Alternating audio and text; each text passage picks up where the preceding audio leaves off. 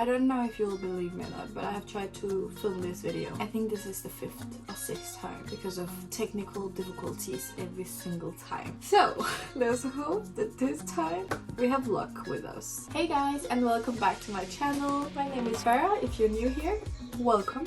Hope you will like it. And if you would like, hit the subscribe button. Nice to meet you. We're gonna talk about my 2024 reads. Would like to read. Most of the books are gonna be from my physical TBR. I have some from my iPad as well. These are like upfront what I actually want to try and get to in 2024. So let's just get the basics out of the way. I had a goal of 80 books on my Goodreads challenge. I read a total of 26 books so far. That is so bad. No, it's not bad. It's like 26 books is good, but it's just not what I had hoped for. I didn't think I would read that. You know, I thought I could do it. I couldn't do it, so I failed miserably. That's okay. My reading goal for 2022 was 53 books, so a book a week. I thought that was doable, like not too much, but it's still like challenging. And I exceeded that. I read around 77, 76, something like that. So in 2023, I was like, yeah, of course I can do 80. No, not at all. I'm not even close. So for this year, we're gonna say 60 books. Because I'm not traveling for 7 months this year. I'm most of the time gonna be in town. So I think that's okay, right? Let me know what your reading goals are for this year. I have a lot of books from my physical TBR I really want to get to. I think I counted to 20 books, and then I have some I bought on my iPad. You might be thinking, Farah, why do you have 20 books on your physical TBR? Like, there's quite a bit of books when you don't have that big of a library. Yes, I'm with you on that. The reason is because in the end of 2022, beginning of 2023, I bought all of these books and then I traveled. And then I wasn't home for most of the year, so I didn't get to them. So fast forward a year later, same time, we finally gonna try and get to these books. You will not see that many romance books. There's a reason for this. Romance is my comfort genre. That means that I don't really like to have a set TBR for that. I like to have an overview of the anticipated reads for or like new releases for 2024. I don't like to have them as my anticipated reads because then I hype them up in my brain, and then when I get to them, I most likely will be let down. And my overhyping this book will affect the book's rating and my experience of reading this book. So I don't really like to do that. I just like to go blind. So for romance books, I basically just go grab one when I feel like reading a romance book throughout the year, and if something new comes up in the market or whatever is a new release, I just go and grab it and read it. While with all of these fantasy and thrillers and whatever genre, I kind of have to set myself up for it to read it. So it's not like when I'm bored I go grab a fantasy book or a thriller, because that's a little bit more risky, while when I go take a romance book I know what I'm getting. So that's why most of my TBR is a little bit, I would say it's a little bit mix of all of it, but my 2024 is 100% going to be diving into my fantasy era. Like, I want to read so much fantasy. Let me know if you are a fantasy reader or what kind of reader you are, if you feel the same about the anticipated reads, or like what your stance are on that point. I would love to know. Let's just get right into it. First up, we have How Do You Live by Genzaburo Yoshino. It says it's the uplifting Japanese classic. To be completely honest, I know this is a coming of age story. Other than that, I have no idea what this is about. The reason I bought this is because it's cute. Like, if you take a look at this, it's cute, right? But then you take off the dust jacket. It's like dark blue with star dots in gold and this thin new moon in gold, and then the text is also in gold. It's just so cute. So that's the reason I bought it, and now I should read it. Then we have Tomorrow, Tomorrow, and Tomorrow by Gabrielle Zevin. Probably most people have already read this.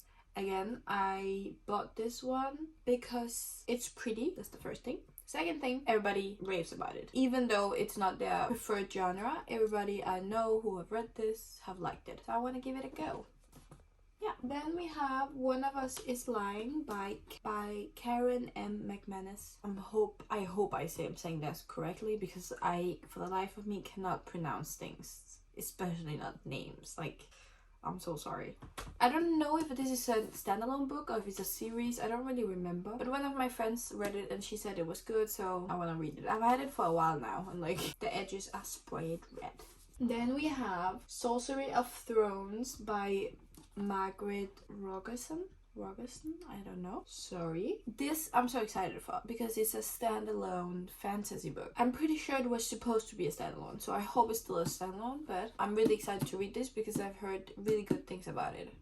So that's a plus. Then we have The Maidens by Alex Michaelides, who also wrote The Silent Patient. I really like The Silent Patient. Don't know if this is a thriller as well or if it's like a thriller dark academia vibe. No idea, but I'm excited to dive into it. Then we have The House Across the Lake by Riley Sager. I've never read anything by Riley Sager, but I'm pretty sure everybody knows him if you are into thrillers. I feel like most people have read this book, but I haven't yet, so that will be fun. Then we have these 4 books. Yes, I have all 4 of the Magnolia Park. The reason I bought these is because I didn't know I was gonna buy these in 2023. My idea was that I'm just gonna buy them in 2024, read them then. But then I came to know that they were gonna change the covers and then you wouldn't be able to get these anymore. So of course I quickly went out and bought all 4 of them because these covers are like, in my opinion, they are iconic. Like, I have never seen any covers like these before. They're so innovative and just really fun. The only thing I know about these is that it's about rich people, drama, toxic relationships. And it sounds like a fun time. Like, if you don't take it too seriously, it's fun, you know? Like, it's one of those books, I think. We will see. I'm really looking forward to diving into these.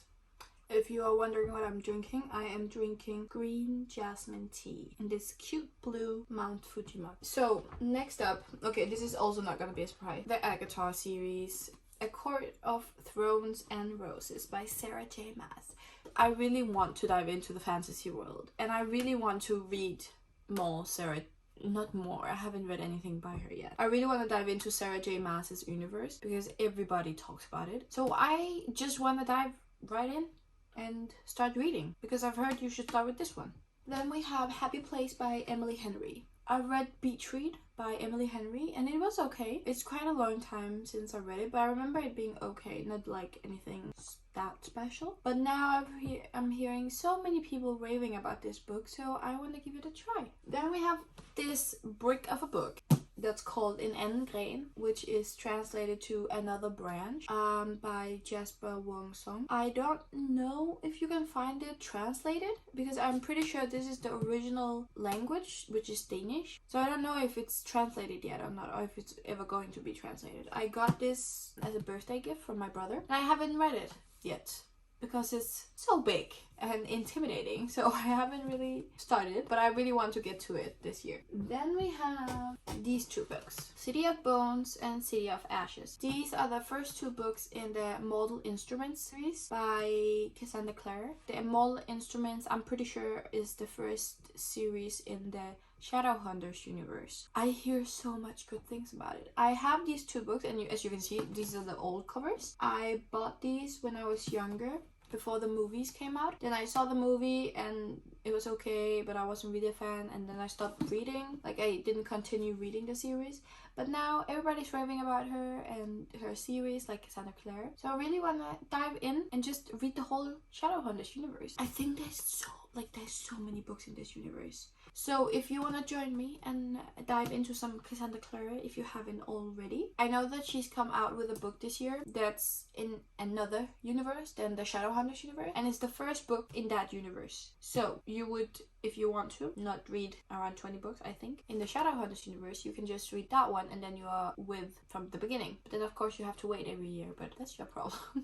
I'm gonna start with this one. And then we have Malibu Rising by Taylor Jenkins Reid. She wrote the Seven Husbands of Evelyn Hugo, which I really liked. And I haven't really read anything by her since then, but I only hear amazing things about her books. So I picked up Malibu Rising, but I want to read this and just also other books by her because I hear so much good stuff about her. And I like her writing, so I'm looking forward to it. Then we have Six of Crows by say that, I'm so sorry.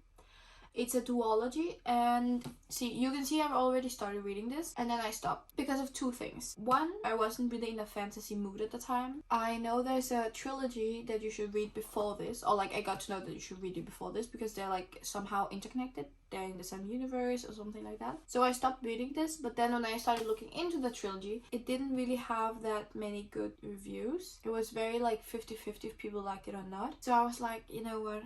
I've settled on just diving into this duology and just saying that's gonna be it for me. I would rather just read these two. Then we have Kingdom of the Wicked by Carrie Mansalco something.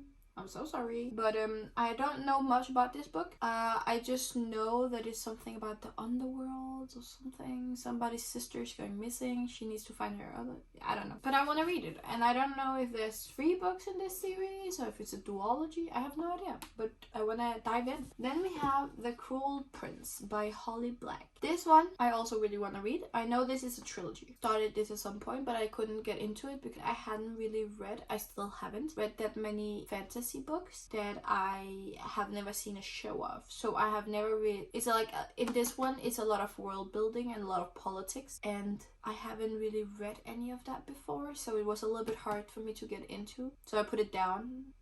But now I feel like it's the time. It's the time to get to this. Then we have Things We Never Got Over by Lucy Score. Honestly, I have had this for a while, and the reason why I haven't gotten to it yet is because it's purely because I'm scared. It's a 500-page romance. Why do you need to be 500 pages? Well, that's a little bit scary, but that's basically why. So I hope we overcome our fears and read this in 2024. Okie dokie. I have some books on my iPad that I have previously bought that I haven't gotten to yet that I really want to get into in 2024. I have bought Divine Rivals. I think it's by Rebecca Ross. I think it's a really hype book. Maybe not as much as like Fourth Wing and stuff, but it's a really popular book from this year. I really want to get to that one. I never got to read it. Then I really want to reread The Twilight Saga. Hear me out, hear me out. I read it as a young girl, like most of us did. But I've never reread it, and in my head I love it, you know? So I really want to reread it and see if I actually love it or if it's just cringy. I really want to read the Addicted series by Kristen Becker Ritchie. And every romance reader who's fan of romance and like the found family trope have read this series, and their mother has probably also read it. I have not read it. I tried to read the first book, Addicted to You, and I think I got 15-20% in, and I didn't like it. So I stopped reading, and I thought, okay, I'll just get back into it at some point. Never did. So I said to myself, 2024, I will start this series. I don't have to finish it, I just have to start it. Then we have Mile High by Liz Tomforte. Something like that. Sorry for butchering so many names. I'm so sorry. It's in the Whitney City series. There's 3 books out as far as I know, and I think the 4th one is coming out next year. Look, I read the first one is Mile High. I read that one, or I downloaded it in the beginning of 2023. I read maybe 30% or something. I didn't like it, so I put it down. Now it has resurfaced the internet, and everybody's raving about the 2nd and the 3rd. So now I'm like, okay, I should, reread it, just get through the first one, and then read to get to the 2nd and 3rd one. Then I really want to read Percy Jackson, the Percy Jackson series by Rick Riordan, I think. I loved Percy Jackson when I was younger. Like, I love like religion and history and like Greek mythology and stuff. I'm sucker for that shit. So of course when Percy Jackson came out, I loved it because Greek mythology. And then they discontinued the movies because they weren't that great, blah blah blah blah. So I didn't continue reading the books. So now I really want to reread and see if I still like it or not. Then we have a duology, Full Tilt and All In by Emma Scott. I heard they're really good and really sad books. That's why I want to read them. I'm saving them for a day where I'm really sad and just want to cry. Is that toxic of me? Surely not.